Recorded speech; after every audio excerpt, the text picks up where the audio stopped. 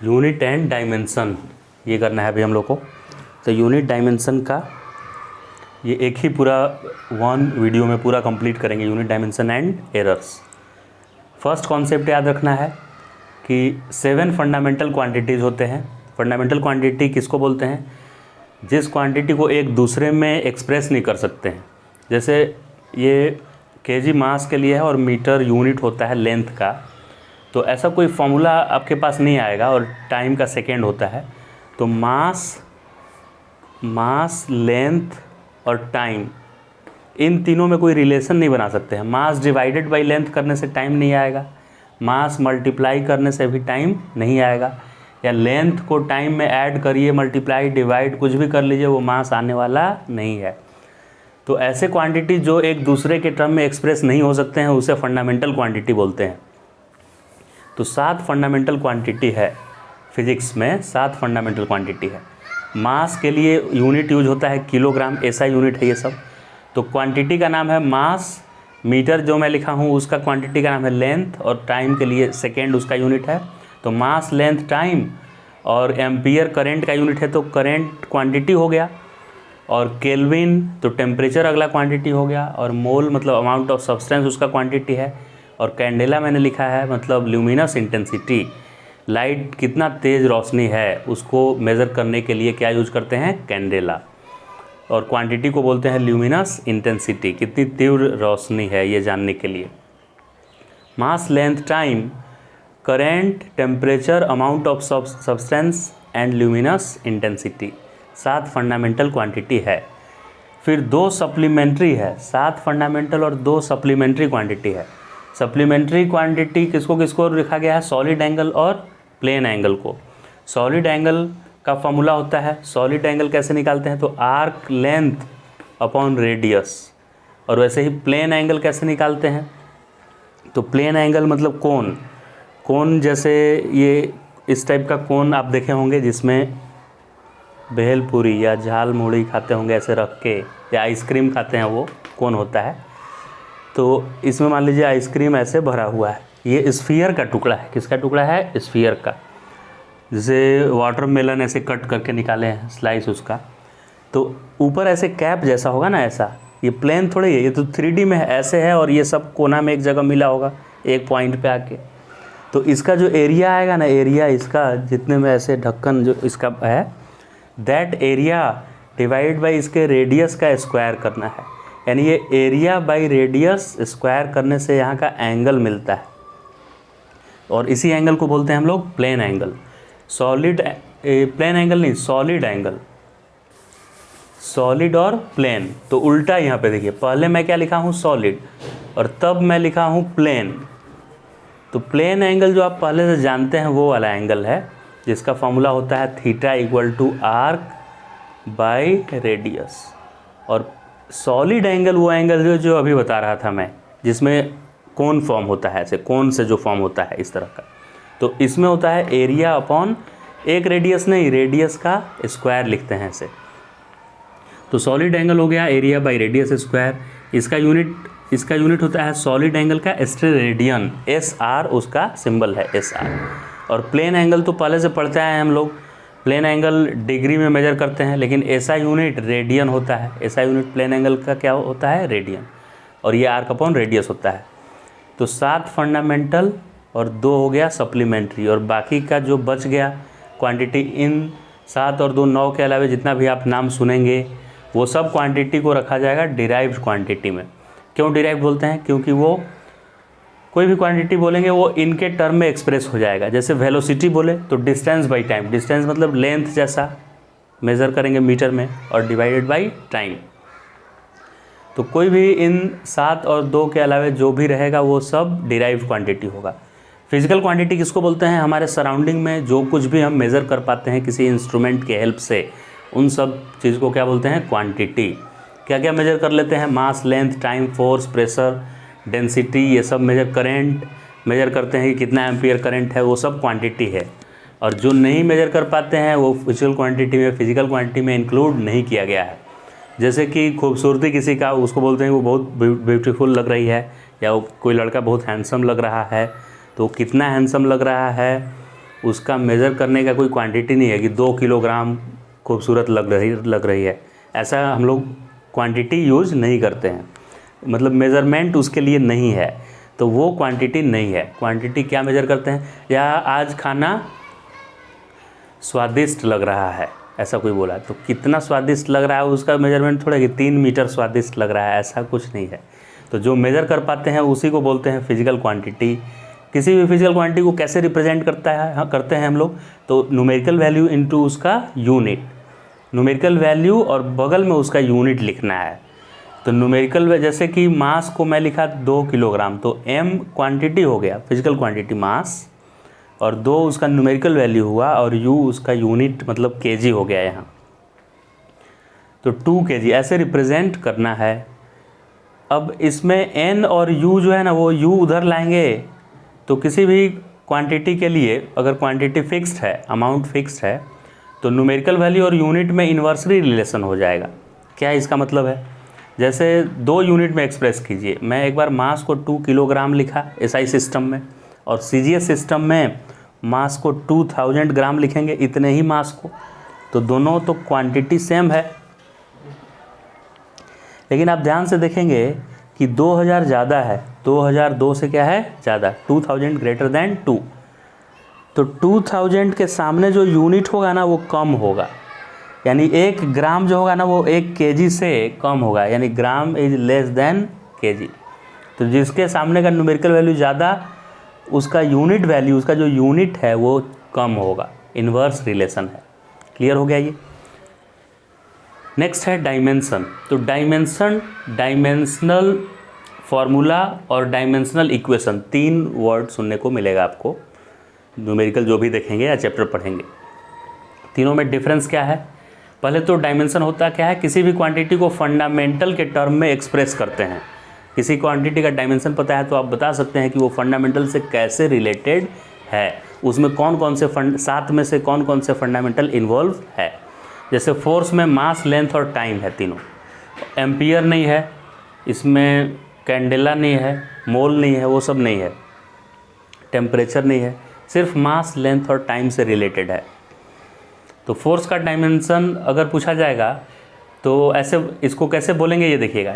अगर पूछेगा find dimensional equation of force, पूछेगा डायमेंशनल इक्वेशन ऑफ फोर्स, तो लेफ्ट साइड में F लिखना है क्वांटिटी और स्क्वायर ब्रैकेट, और राइट साइड में जो भी डायमेंशन है MLT लिख के और स्क्वायर ब्रैकेट, मैंने पूरा लिखेंगे, तो इसको बोलते हैं डायमेंशनल इक्वेशन। खाली पूछेगा कि फोर्स का डायमेंशनल फार्मूला क्या है, तो बस इतना ही बात आपको बताना है कि सर फोर्स का डायमेंशनल फार्मूला है square bracket m1 L1 T-2, तो इतने क्वांटिटी को, इतने को बोलते हैं dimensional formula. Equal to quantity भी लिख देंगे तो इतने को बोलते हैं डायमेंशनल इक्वेशन।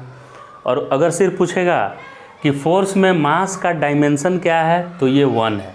या पूछेगा कि डायमेंशंस क्या है फोर्स का, तो आपको बताना है कि फोर्स में मास का डायमेंशन 1 है, लेंथ का डायमेंशन 1 है, और टाइम का डायमेंशन -2 है। तो समझ गए, ये सब पावर जो है ये सब डायमेंशंस होता है। ये पूरे चीज़ को, इतने को बोलते हैं डायमेंशनल फार्मूला, और ऐसे लिखने को बोलते हैं डायमेंशनल इक्वेशन। वर्क का डायमेंशन, डायमेंशन कैसे फाइंड करते हैं देखिए। वर्क का डायमेंशन, तो आपको वर्क का एक फार्मूला याद करना है जो याद आ जाए, फोर्स इंटू डिस्प्लेसमेंट याद रहता है सबको। तो फोर्स का डायमेंशन यहाँ से लिख देंगे m1 L1 T-2, और डिस्प्लेसमेंट के लिए L, तो मास एक ही है तो 1 रहा, L और L 2 है तो 2 हो गया, और T-2 है तो -2। इस तरह से वर्क का डायमेंशन आ गया यहाँ पे, right. Application of dimensional analysis, क्या इसका एप्लीकेशन है, तो फर्स्ट है to check formula, correctness of a formula. कोई फार्मूला करेक्ट है कि इनकरेक्ट है ये चेक कर सकता है। जैसे मैं फार्मूला लिख दिया इधर कि force equal to mass divided by acceleration, ऐसे लिख दिया पहला फार्मूला, और दूसरा लिखा कि नहीं फोर्स बराबर होता है मास इनटू एक्सेलरेशन, ऐसे होता है। तो चेक करना है कौन सा गलत है कौन सा सही है। तो इसमें लेफ़्ट साइड में फोर्स का कोई फार्मूला या फोर्स का डायमेंशन याद है, तो अभी डायमेंशन फोर्स का याद है जिसको वो लिख देगा कि ml t-2 होता है। लेफ्ट साइड में क्या होता है, ml t-2। तो राइट साइड का डायमेंशन लिख के देखेंगे कि वही आ रहा है कि नहीं। तो मास के लिए तो m हो जाएगा और डिनोमिनेटर में एक्सेलरेशन होता है मीटर पर सेकेंड स्क्वायर, यानी LT-2 मीटर पर सेकेंड स्क्वायर के जगह पर। तो राइट साइड में डायमेंशन आया है और लेफ्ट साइड में दोनों इक्वल आया कि नहीं देखते हैं। लेफ्ट साइड वाला आ गया ml-1t, ऊपर जाकर हो गया +2। ये तो अलग आ गया, ये -2 था, ये +2 आ गया, यानी ये फॉर्मूला डायमेंशनली इनकरेक्ट है। वैसे ही इसका चेक करेंगे तो ये करेक्ट फार्मूला आ जाएगा। या फार्मूला ये चेक करते हैं कि S = अगर याद नहीं आ रहा है किसी को क्या है, तो वो खाली बोल देगा कि सर S = होता है U + AT², ऐसा होता है कोई बोला। तो हमको चेक करना है कि गलत है कि सही। तो इसका जो डायमेंशन होगा, इसका डायमेंशन क्या होना चाहिए, सेम होना चाहिए, राइट, क्योंकि तभी ऐड हो पाएगा ना दो क्वांटिटी, और दो क्वांटिटी ऐड होके रिजल्ट भी वही देगा। यानी किलोग्राम में किलोग्राम ऐड होगा तो इधर भी किलोग्राम आता है, यानी इसका डायमेंशन और इसका भी डायमेंशन क्या होना चाहिए, सेम। ये डिस्टेंस है, इसका डायमेंशन L है, जबकि ये वेलोसिटी है, इसका LT-1 है। तो दोनों का कहाँ सेम आया, अलग अलग आ गया। यानी ये S बराबर खाली U + समथिंग गलत हो जाएगा, क्योंकि इसका डायमेंशन अलग आ गया और इसका अलग आ गया डायमेंशन। ये सही फार्मूला अगर UT होता, यहाँ पे क्या लगा रहता T, तो U का मैं ये लिखा और T का मैं फिर से T लिख देता, तो T से T कट के ये -1 है, ये +1 कैंसिल हो जाता और ये L और L इक्वल आ जाता, तब ये फार्मूला डायमेंशनली करेक्ट हो जाता। इस तरह से आप चेक कर सकते हैं कि फार्मूला डायमेंशनली करेक्ट है कि इनकरेक्ट। तो पहला डायमेंशन का एप्लीकेशन क्या हो गया, to check correctness of a formula. Clear है। दूसरा है डिराइव न्यू फार्मूला। अगर आपको कुछ दिया हुआ है कि किस पे डिपेंड कर रहा है, कोई भी क्वांटिटी किन फैक्टर्स पे डिपेंड कर रहा है, तो फार्मूला बना सकते हैं। जैसे क्वेश्चन में लिखा रहेगा कि टाइम पीरियड जो होता है ना, सिंपल पेंडुलम का टाइम पीरियड, वो डिपेंड करता है, आपको पता है लेंथ पे डिपेंड करता है कि कितना लेंथ है, पेंडुलम का कितना लेंथ है, और जी पे डिपेंड करता है एक्सेलरेशन ड्यू टू ग्रेविटी पे। तो आपको बताना है कि टाइम पीरियड का क्या फार्मूला होगा, कैसा फार्मूला होना चाहिए। तो आपको ऐसे लिखना है। दूसरा एप्लीकेशन हम लोग देख रहे हैं डिराइव न्यू फार्मूला।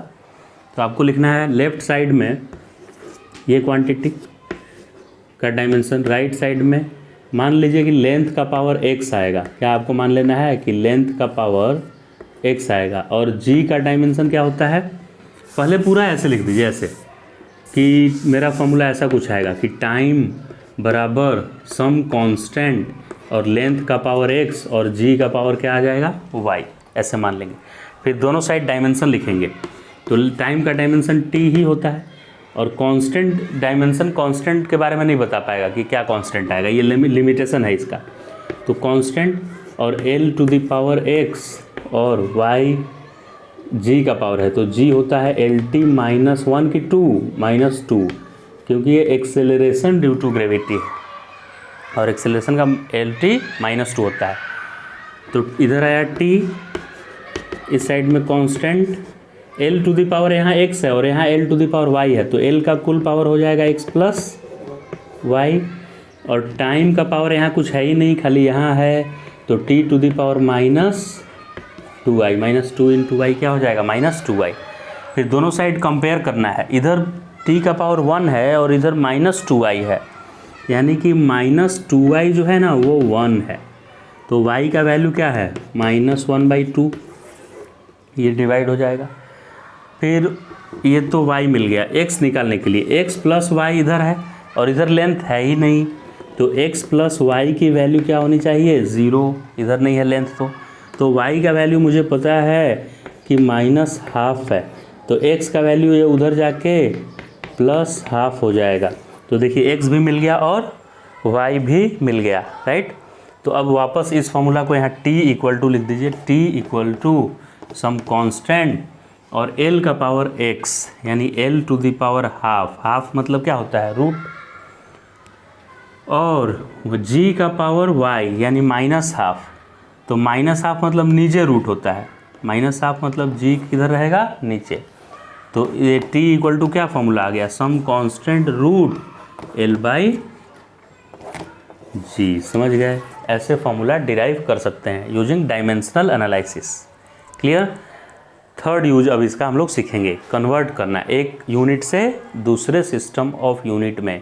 जैसे एसआई में दिया हुआ है तो सीजीएस में कैसे कन्वर्ट करेंगे, सीजीएस में दिया हुआ है तो एसआई में कैसे कन्वर्ट करेंगे, तो वो वाला देखते हैं। तीसरा इसका यूज,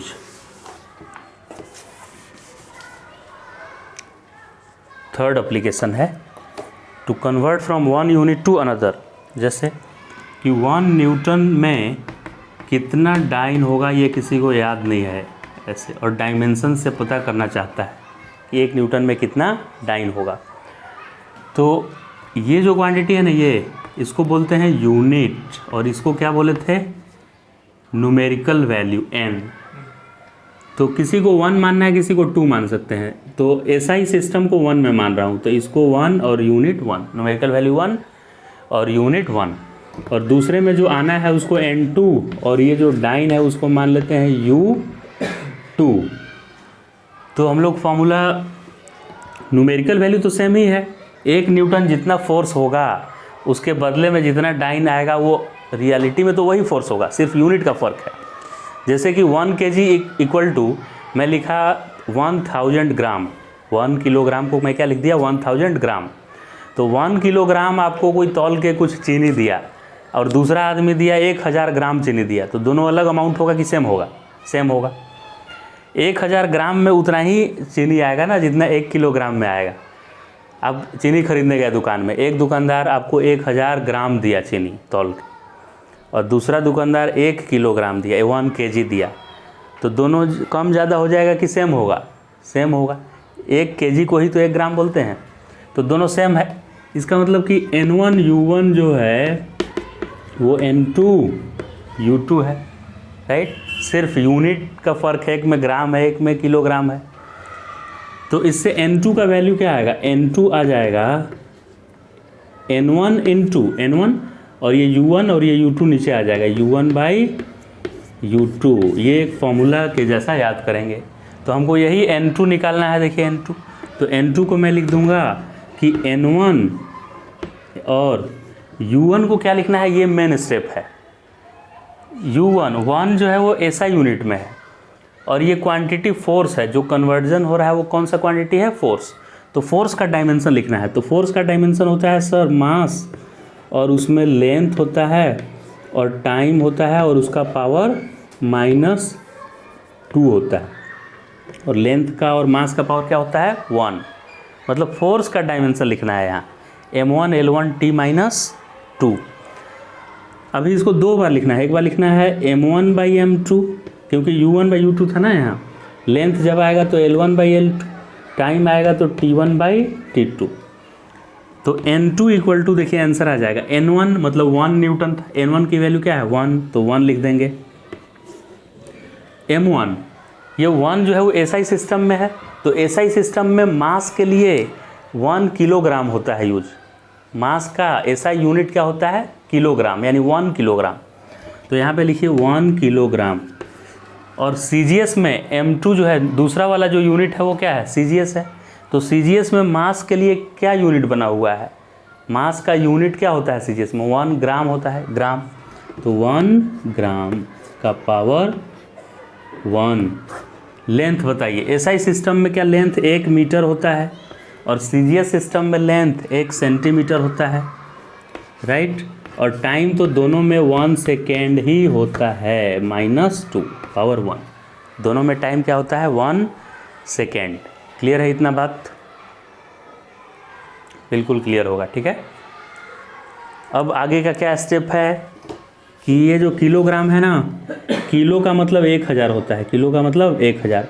तो ये 1 किलोग्राम को आपको लिख देना है 1 किलो मतलब 1000 ग्राम हो गया। ये 1 मीटर को 100 सेंटीमीटर लिख दीजिए, 100 सेंटीमीटर। तो ये ग्राम से ग्राम गया, और सेंटीमीटर से सेंटीमीटर, और सेकेंड से सेकेंड कट गया। तो देखिए N2 का वैल्यू क्या आया, 1 से मल्टीप्लाई करने से कोई फ़र्क नहीं पड़ेगा, ये 10 टू द पावर 3 है और ये 10 टू द पावर 5 है, और 1 का पावर कुछ भी रहेगा 1 ही आएगा, 1 का पावर -2 भी 1 ही आएगा। तो 10 टू द पावर 3 और 2 5, कुल मिला के आया 10 टू द पावर 5।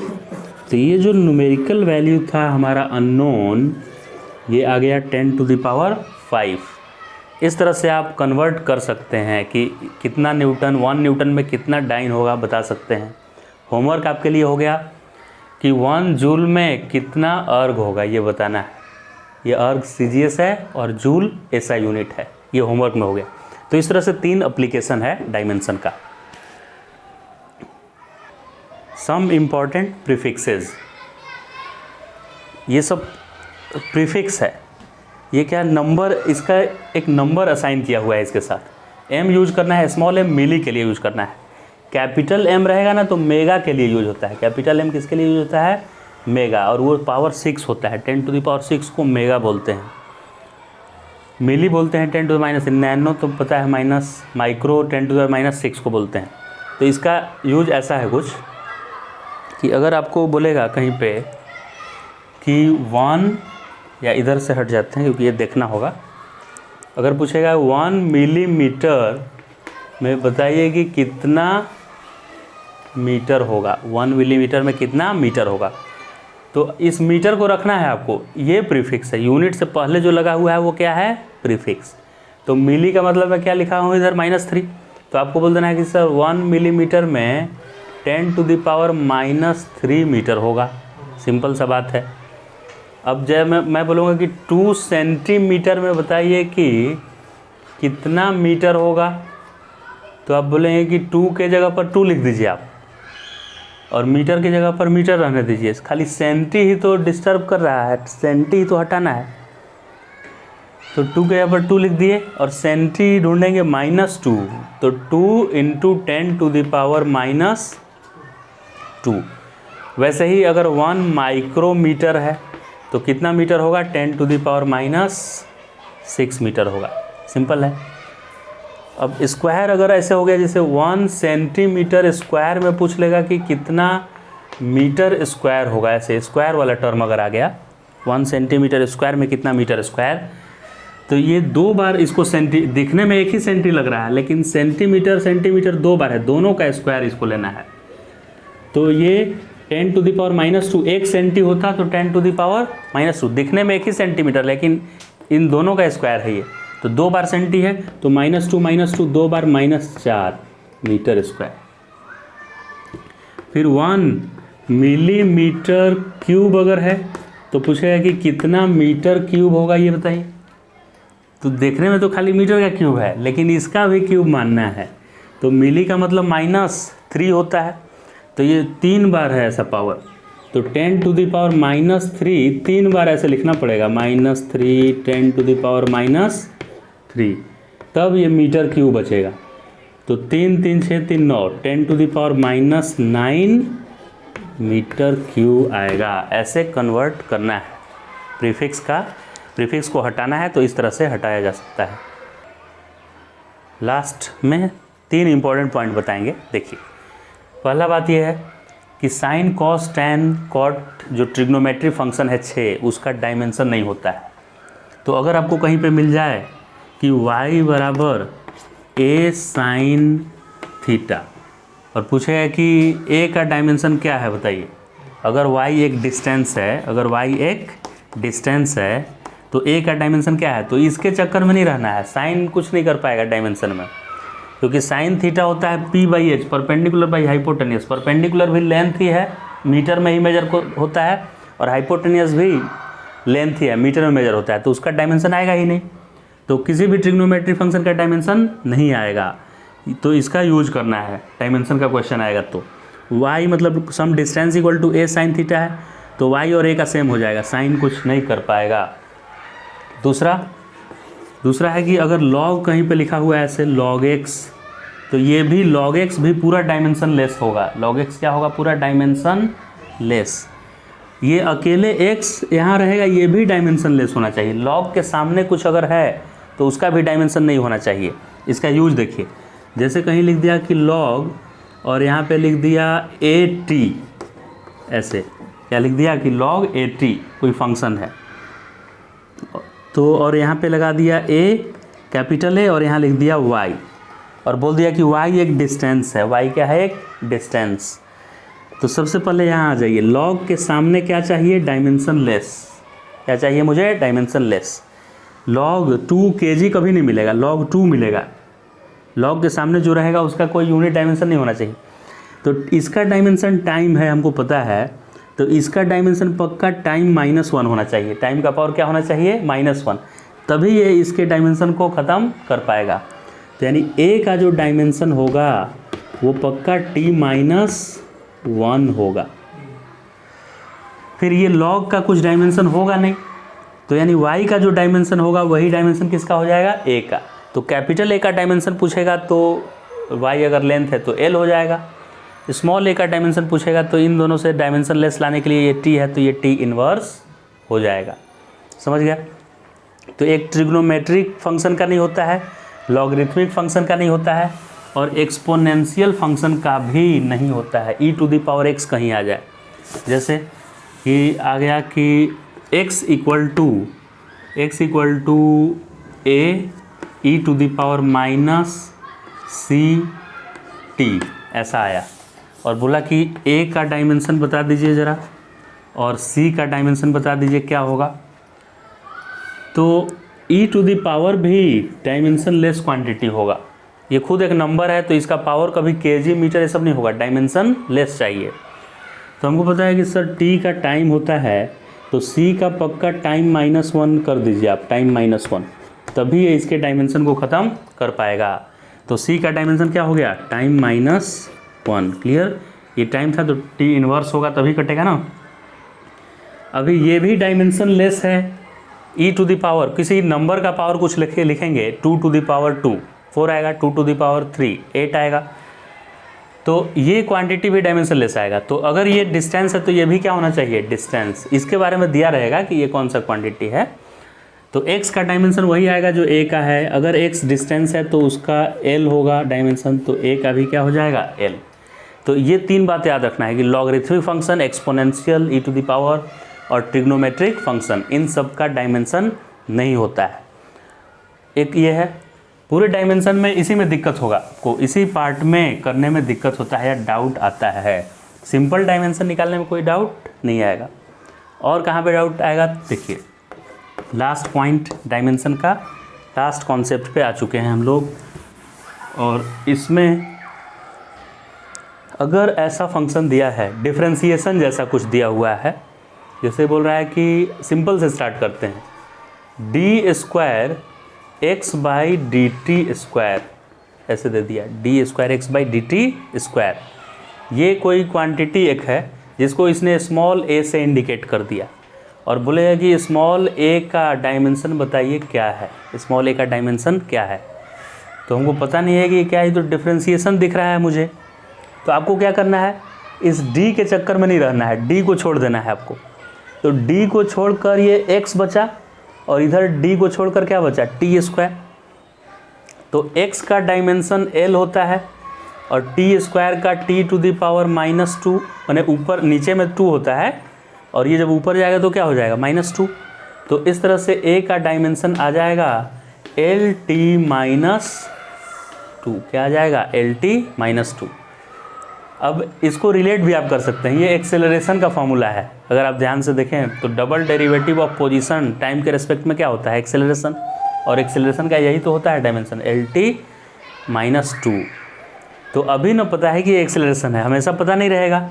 तो एक मैं दे रहा हूँ, अगर देखिए कोई क्वांटिटी लिखा है कि ये c है कुछ और इसका वैल्यू होता है d4x/dt4, ऐसे है। तो बताइए कि c का डायमेंशन क्या होगा इस डिफरेंशिएशन को देखकर, और बताइए कि डायमेंशन ऑफ c क्या होना चाहिए।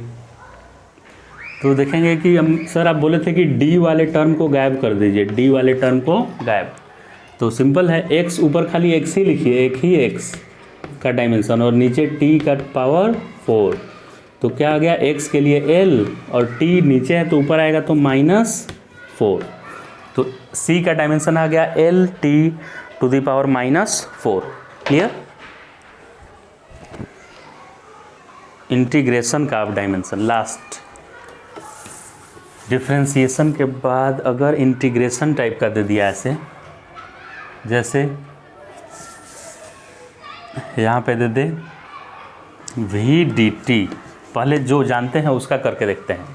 वी डी टी इंटीग्रेशन ऐसे दे दिया कि ये कोई क्वांटिटी, वी डी टी करने पे कुछ क्वांटिटी आ रहा है, मान लेते हैं x, तो आपसे पूछेगा कि x का डायमेंशन बताइए क्या है, अगर ये v वेलोसिटी है और t क्या है टाइम।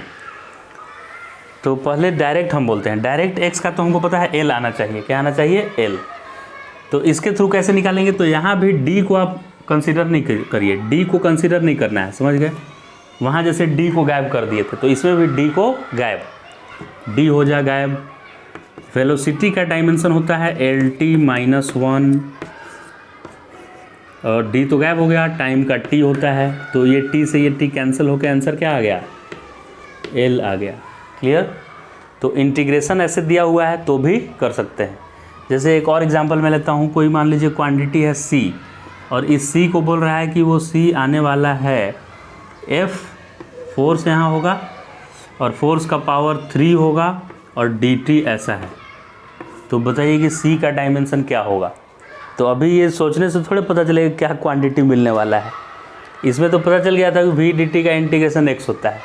तो रूल क्या याद करेंगे, d को गायब कर देना है और तो c का डायमेंशन आएगा, d को गायब कर दिए तो f, फोर्स का याद ही है ml t-2 और t एक रहा, खाली d को हटाना था, t का t यहाँ पे रख दिए, तो डायमेंशन क्या आ जाएगा c का, m1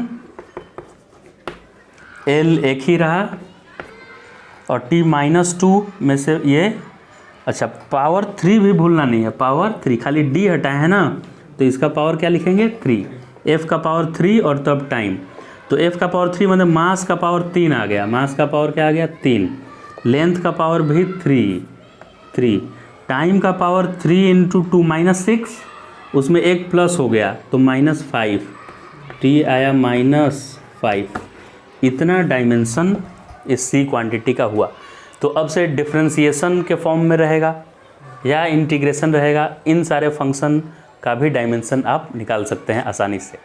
ठीक है, तो इस तरह से कंप्लीट डायमेंशन और यूनिट का कॉन्सेप्ट यहाँ पे हमने किया कवर इस लेक्चर में। आगे लेक्चर में एरर इन मेजरमेंट और जो डिफरेंट इंस्ट्रूमेंट्स हैं जैसे vernier caliper, screw gauge, spherometer, इन सब में कैसे फाइंड करते हैं कि कितना रीडिंग है इंस्ट्रूमेंट का, वो सब सीखेंगे।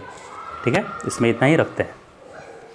जो भी बुक है उसका एक्सरसाइज सॉल्व कीजिए और जो डाउट आ रहा है वो सेंड कीजिए।